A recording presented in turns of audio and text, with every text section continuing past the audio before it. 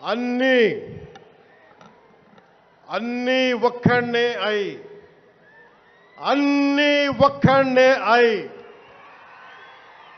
2014లో జనసేన పార్టీని స్థాపించాం.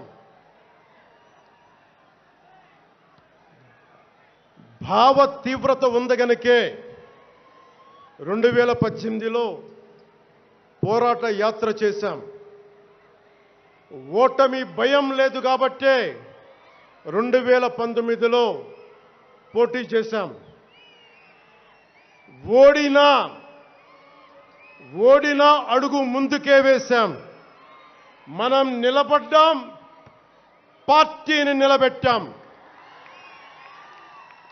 మనం నిలదొక్కుకున్నాం.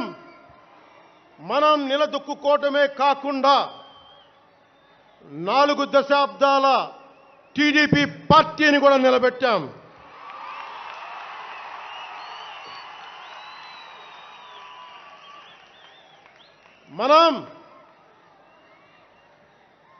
మనం ఓడినప్పుడు 2019లో మీసాలు మెలేశారు, జబ్బలు చరిచారు, తొడలు కొట్టారు,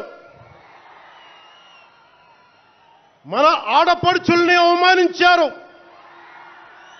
ప్రజల్ని నిరంతరం హింసించారు.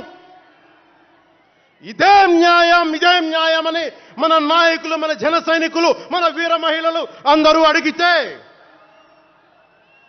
గొంతెత్తితే వారిపైన కేసులు పెట్టారు, జైళ్లలో పెట్టారు, నిర్బంధంలో తోశారు.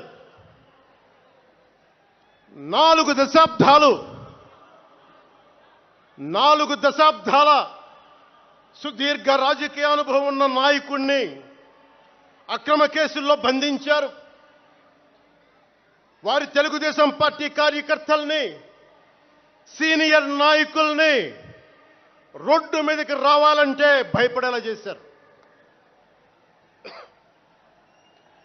ఇక నాలాంటి వాణ్ణి తిట్టని తిట్టు లేదు, పాల్ చేయని అవమానం లేదు, చేయని కుట్ర లేదు, వేయని కుతంత్రం లేదు. ఈ ఎన్నికల్లో అసెంబ్లీ గేటును కూడా తాకలేవు అని మనల్ని ఛాలెంజ్ చేసి చరిచిన ఆ తొడల్ని బద్దలు కొట్టాం. ఏం చేశాం? బద్దలు కొట్టాం.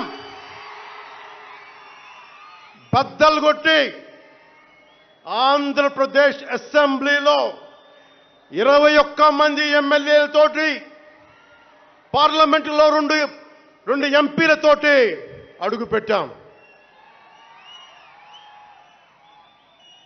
దేశమంతా